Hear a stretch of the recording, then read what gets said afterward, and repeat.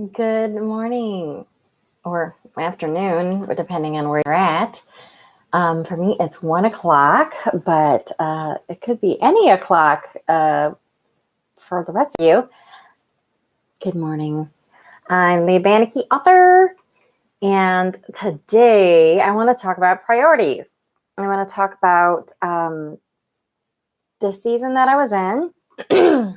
I was just texting a friend, and I said, I feel like I'm coming out of a season of storms. Yeah, it was a hard time. There was struggles, there was sickness, there was pain, there was suffering. No one was sleeping, and then it ended with our friend, our pal, Beagle, was sick for over 2 months, and now he's gone. And, there's a part of us that's sad, and there's a part of me that's relieved that we got a good long life with him. Now it's just the quiet of my house that, it's coping. This last week was a little rough. It was bumpy. And, but I feel peaceful. I feel like we did the right thing, even though it was really hard and painful. But we took care of him when he couldn't. So that's kind of where I'm at. Today, I'm thinking about priorities. I had a good Bible study this morning and just really reconnecting with the source, knowing today was going to be the big day to come back into full-time work. And I'm just peaceful and calm. And I think we all need to come to that place, especially after coming through something so difficult. This past year and a half, I think we've all been through the ringer. Worldwide turmoil, sickness, confusion, the media peddling fear like it's, for breakfast every morning and lunch and dinner. And I guess I'm at that point, I've lost some faith in humanity a little bit, just seeing the way people are treating each other. And it felt like a big storm, like this season of icky storms and political unrest and people being rude and mean and just the way people have been treating each other. And it weighs heavily on my heart. I'm not going to sugarcoat it. It's not going to, I don't think it's going to change quickly. I think it's something that we all can to work on. We can work on ourselves. We can be kind to people. And if we all choose kindness, then we can move forward. And that's kind of where I'm at. I'm moving forward. So today I'm resetting my priorities.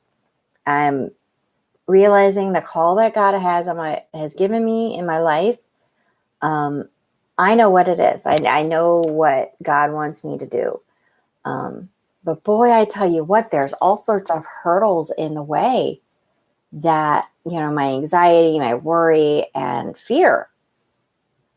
It's kind of been a constant pal. Just lingering, well, not a pal, an enemy. Let's be real. That all that anxiety and that worry and fear.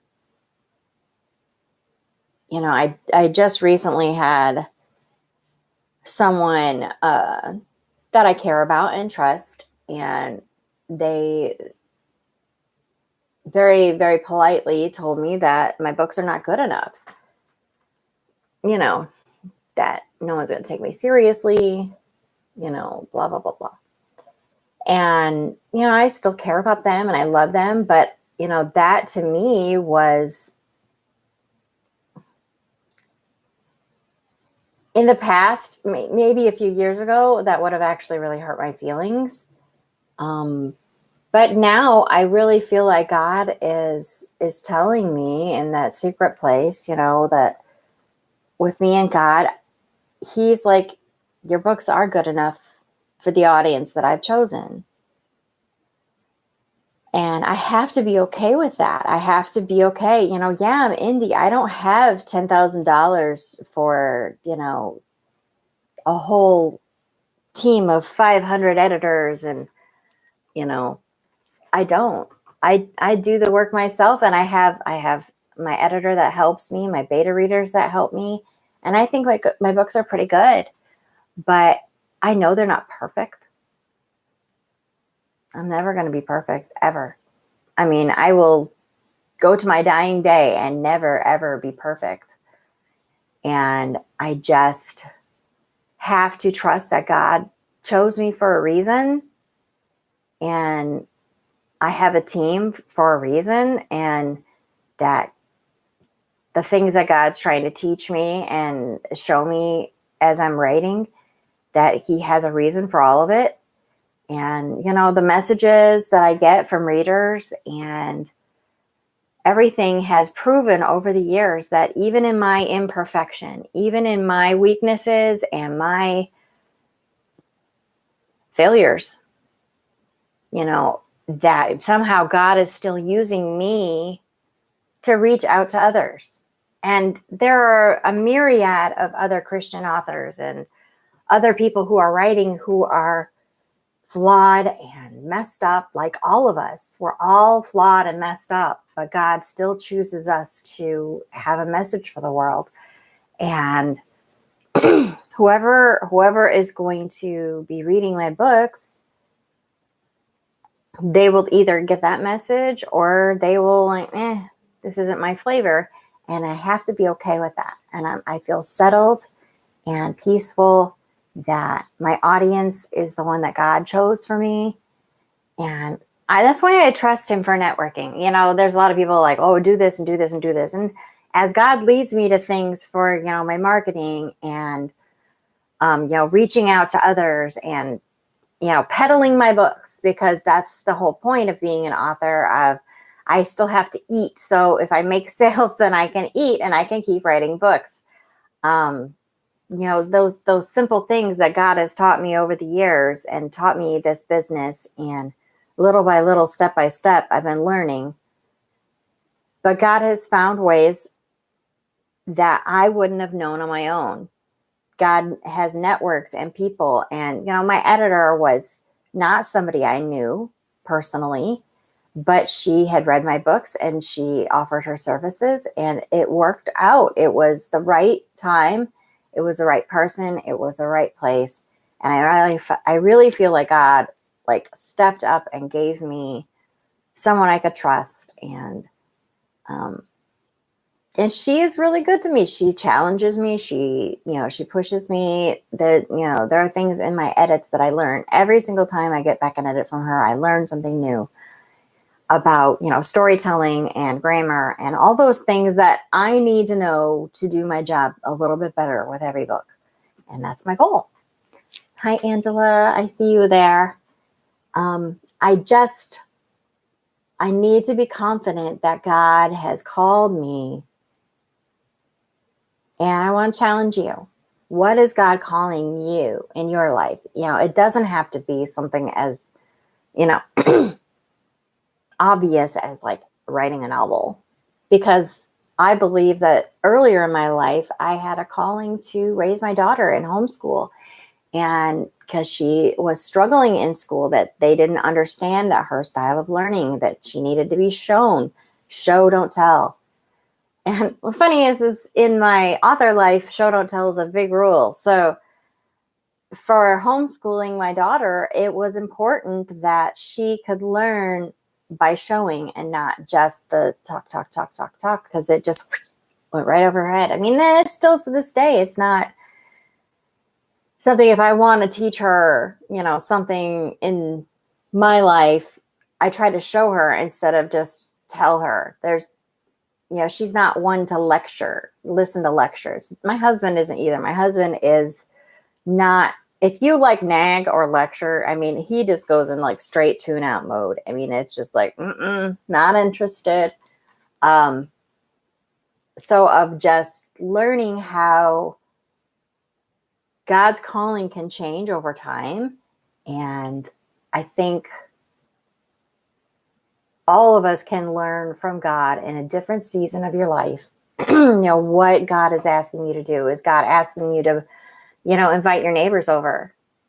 Something as simple as just loving your neighbor can be a huge calling. That means maybe I got to clean out my living room so I can invite somebody over. If my living room is a mess and God says, hey, you need to invite her over. Well, I'm like, well, I'm not going to invite her over because I'll be embarrassed because my living room's a mess. Well, then clean your living room. If God is calling me to do something, then I need to do what I need to do to prepare to do that thing. Today, oh, hi, Lorraine. Today, I'm focusing on getting back in this story and getting the end done because I'm so close to the end. It's so ridiculously close. And then having that stop my forward progress because I had to take care of that other thing. I had to. There was no choice. It was my household and my life, and somebody that got to, he gave me that dog and I had to take care of it. And it's like I don't have any regrets that I took care of my dog, but I do have regrets that it stopped my forward progress. But you know what? God is bigger. He is not shocked that I'm behind on my deadline and that I didn't get the book out when I wanted to, and when everybody else wants me to. I mean, the daily messages I get about when's book 9, when's book 9, when's book 9. I'm like, But my priority is to do what God has called for me. And I challenge you to investigate what God is trying to work on with you.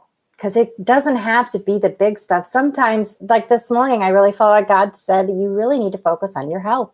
You can't do what I've called you to do if your health is not what it needs to be. I've been having issues with, certain vitamin deficiencies and all sorts of stuff that I have to struggle with and probably will my whole life because of the disease that I had. I'm doing so much better and so much healthier than I was, but I'm still not 100%. And I have to work really, really hard to take care of myself. And that's part of my calling too. That, yes, I'm supposed to write novels, but I'm supposed to take care of myself so I can do the job that God has called me to do. And I just really feel like somewhere in the mess of this world, we don't talk much about our calling. We talk about our passions and we talk about, what gets us excited. But sometimes the harder thing is to listen to God and hear that our job is to be a good mother. And that's not nearly as exciting as being a CEO or being an author or being whatever that is your like, ooh, I've always wanted to do that. Sometimes the hard thing is the day by day, cook the dinner, take care of your kids, sit there and help them with homework while they fuss and cry and have an attitude, and to engage your patients because the calling on your life is hard. Sometimes it's really hard. It's hard to get up every day and be motivated to write when I'm tired, I'm exhausted. My heart is still sad. There's, the other junk and the noise of the world. The news is not good and everything is going bad. And, all that stuff is lingering in the back of my mind. I have to learn how to tell it to shut up, that I've got priorities and I've got a calling in my life and I need to focus on that and tune that other stuff out. Because honestly, in a month's time, I could have a book done, or I could sit around and stress and have anxiety, worry, and fear about, oh, what's going to happen? What's going to happen? What's going to happen? When I watch the news, I don't change the news. I've never been able to. Shocking, I know. But I cannot change the world from my couch. But I can maybe change the world in this chair. That my work can maybe help someone's life. You know, I had recently I had somebody direct message me and just say, you know, she listened to my whole book series while she was going through chemotherapy. And wow, the realization that she was using my books as a way to help her through the toughest thing in her life. And she just thanked me for helping to reaffirm her faith. And that's a miracle. I'm nobody. I am just a girl from small town nowhere who my college professor called me a moron and said that no one would read anything that I've ever written because I was a moron. I mean, he used the word moron. And yeah, I have people all the time, you know, telling me my books are not good enough. They're just not. And I have to believe that God has a plan for me, even if I'm not perfect. And I guess I trust the naysayers because there's plenty of those. I mean, people will line up that you're terrible and your purpose is stupid and no one cares about what you're doing. You know, the glazed over look when I'm like, oh yeah, I'm working on a new book. And they're just like, oh, she's talking about that again. And, you know, because that's not their priority. Their priority is what they are focused on.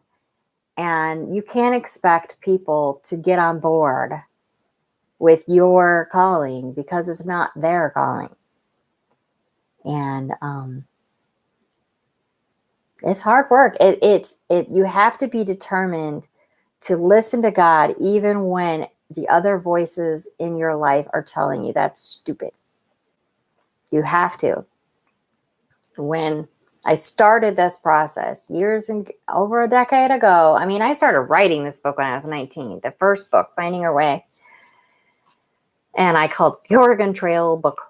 I mean, it was nothing fancy. It was just a manuscript in a drawer somewhere for a long time. And I just puttered at it every once in a while because it was fun and it gave my brain something to do. But it wasn't the right time. It wasn't in God's timing to start the publishing process. That God had to lead me to that. And when it was time, then it happened. And at the beginning, you know, there was a lot of pats on the head like, oh, aren't you cute? Oh, you're working on a book. Well, good for you. Well, you're sick. So, you know, that gives you something good to do with your time because I was in bed.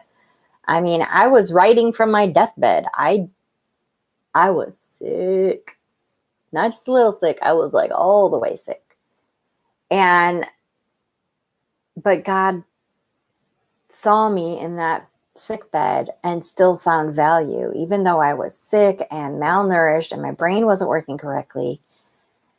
It's a miracle that I got a couple of books done while I was still, you know, fighting that. And then I got a couple more books done while I was, you know, in the healing process of trying to kill that disease in my body. And I wrote so many books while I was so sick. And now I'm finding the struggles different. I'm not dying. I'm not so sick. I have to take care of myself. But the part of my life that is the struggle of sickness is over. But yet now the struggle is here. That the worry and anxiety and moving forward when I have all these doubts about myself and that I'm a fraud and how I'm not good enough and I don't write well enough and all the mistakes that I made in my early books. But, you know, I am so proud of those books, you know, even with the flaws, even with the stuff, you know, when I reread, which I don't do often, but sometimes I do, I'll pick one up and I'll just open it to anywhere and I'll just start reading. And I just like, wow, I wrote that from my sick bed. I mean, it just amazes me that God was able to use me even in the state that I was. it was pretty scary. But God is still faithful, even when it looks impossible. And so I want to encourage you, wherever you're at in your walk with God, if God has a calling for you, don't be afraid to listen and to prepare yourself and to do the things that you need to do, despite the voices. And it can be close voices. It's not just, the random friend, or it could be close family members. It could be really close family members that can be the naysayers. I'm like, what you're doing is kind of dumb, but I guess have fun, pat, pat, pat on the head. That not everyone can understand and hear the calling on your life, that only you can hear that. And that trusting God when the naysayers are pretty loud, learning how to push those voices out, or even reflecting on that voice and realizing, okay, maybe my books aren't their flavor. I'm not their cup of tea, but maybe I'm a different flavor cup of tea for somebody else, that God's doing this for a reason. And whether I reach one people or I sell my book to one person, if that was the person that was supposed to hear it, then praise the Lord. That's awesome. But I feel really lucky that my calling and God's networking has sold my books. I mean, I've sold books all around the world from my sick bed. I mean, the first time I really realized that I might be onto something, that, God I wasn't just writing a book so that I could say I finished a book, that I released it into the world. I put it on Kindle, and this is before I had an editor. This is before anything. I just put it out there, and I got so many downloads and so many reviews and so many things that were said, like, oh, this is a really good story, but it really, really, really needs an editor. And I'm like, oh, okay, note taken. I didn't have any money, but I did know about computers and stuff. So I would barter with people. So they would kind of go through my manuscript and then clean it up. And then the second edition came out with a little less errors. Then, some people are like, well, it still needs an editor. I'm like, okay. So I got another editor and bartered and made it better and better and better, because I know it was messed up. I know that early on, I didn't know what I was doing. I had malnutrition brain. I mean, I could barely remember watching movies back then, that, there were things that I watched, TV shows I watched, that I have no memory of, none, because my brain was so malnourished. And, my husband's like, we watched that whole thing. I'm like, I don't remember any of this. Nothing. So God, even in the midst of sickness and confusion, because I was undiagnosed, I didn't know what was wrong with me. All I knew is I was dying, and I didn't know why. But somehow God used me even in that time when I was so broken, and what society might consider worthless, a burden on society. I was not contributing to anything. I was just me in my bed, and I'd homeschool from my bed. I mean, everything I did it from my bed. And God was still able to use me. And I don't know, that's pretty powerful. I feel like God needed to remind me of the miracles the things that he's gotten me through. Because sometimes we can get so discouraged when you go through a season of storms. You go through the hard stuff, the COVID and the death of a beloved family member. Yeah, I know Oliver was a dog. I know. But he was still a beloved family member, and it was really difficult.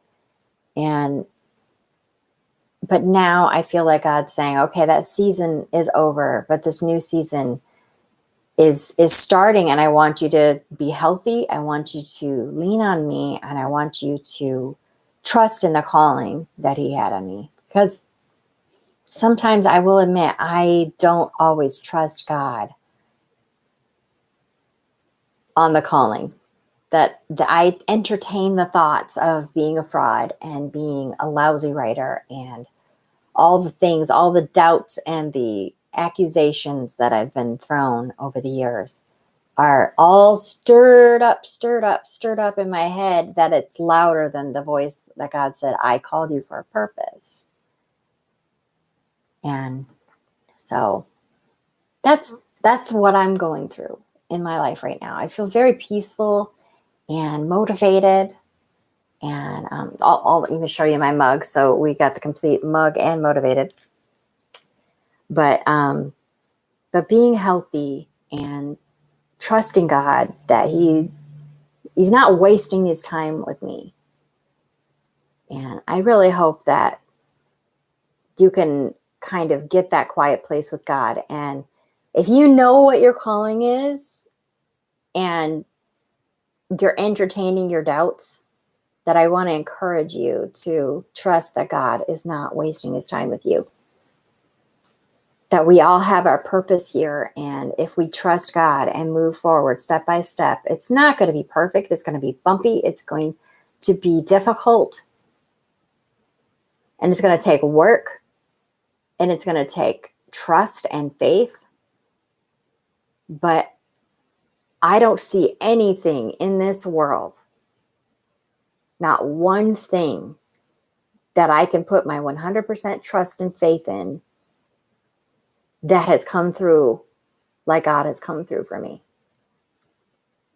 And I dare anyone to show me one thing in society or any kind of self-help, anything that has ever been 100% proven true more than what God can do in your heart. The peace He can give you if you ask for it, if you seek God, if you strive towards Him, even when it hurts, even when things you don't understand pop up and you're like, how in the world can there be a God when this is allowed to happen? You know, God gives us the free will. God gives us choices, and we can choose to trust in God or we can choose to trust in this world. And I don't believe that we can do both. I don't believe so. I believe that if God is showing us something, that it's for a reason. That if God is calling us to something, it's for a reason. And maybe the reason was to help that woman through chemotherapy. Or maybe it was the reason of, the woman who wrote to me who said, now she had stopped believing in God. And when she came across my book, she was actually annoyed at first because it's a Christian book. But she got in the story and she liked the Oregon Trail stuff. So she just read my book. And then, I'll get book 2 because this is interesting and it's entertainment. But sprinkled in is all the lessons that God's been teaching me throughout the course of my life. And those little lessons that I shared, because I don't like to be preachy. I don't think I do. I know what God's done in my life, and I just want to share these journeys because life is hard. But if my struggles and my lessons that I've learned that I sprinkle throughout my books, if it helps people, then God knows what He's doing. I mean, I am like the least likely person to help anyone, but somehow God said, do it. And I'm like, okay. I'm a dork though, and I'm nerdy, and I'm kind of a basket case, but okay.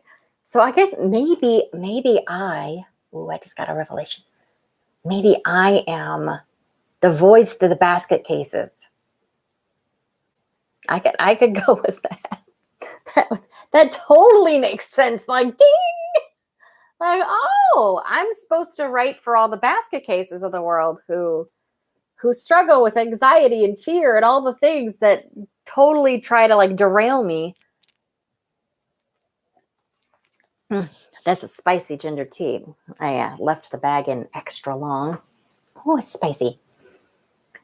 Like hot peppers, but not. It's weird. It's like sweet, spicy. So anyway, my journey. I'm through the season of storms, and now I'm going into the season of peace and productivity. I'm moving forward. I'm going to get this book done as God wills it, and we're going to move forward and hopefully move on to other things. I mean, I've got so many books in my head. I've got the, Mayflower book in my mind. I've got my other series that I've, it's already over halfway done. So I'm super excited about all the things that God has for me. But God's like, priorities. Get back to what I called you to do. And he called me to write words on the page and to share my heart and to share my struggles. And that's what I'm going to keep doing because I feel like God has told me, keep going. So I hope you're encouraged. I hope that you maybe have a little fire in your belly about the thing that God's called you to do, because he doesn't waste his time on us. Somehow in all the flaws and all the mess ups, that God is watching out for us and calling us for a reason. So, all right. I'm going to go with the secret power of speaking God's word.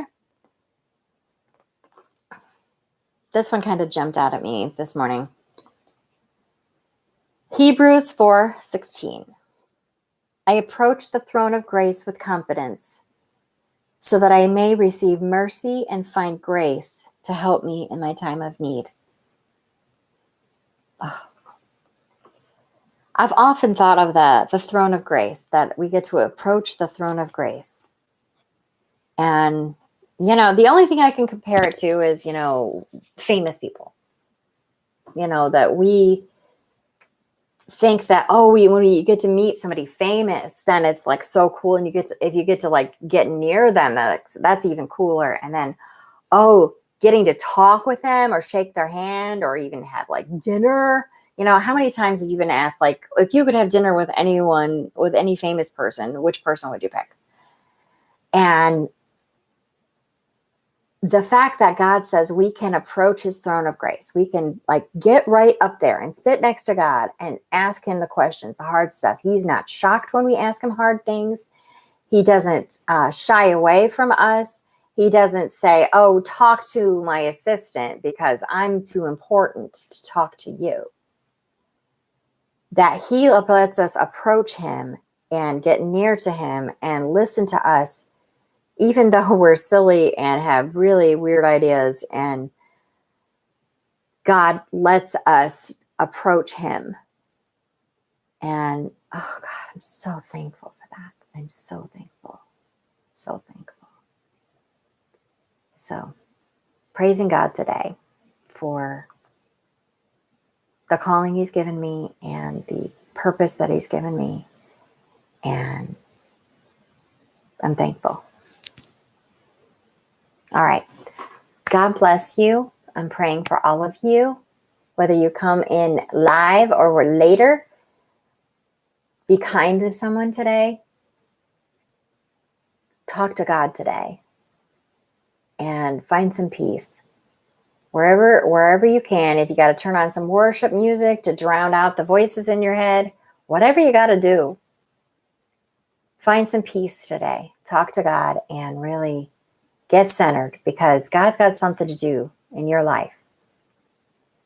Just like he's got stuff for me to do in mine, that he gives us all a purpose and a reason. And we can take one step forward in doing that purpose. So God bless you. And I really, really hope that you're peaceful today. Be peaceful, because that is number one priority. If we let worry, fear, and anxiety take over our life, then we're not really living the purpose that God has for us. All right. Love you guys. Hi, Lilia and Lorraine. I did see you. God bless you. All right. Bye-bye.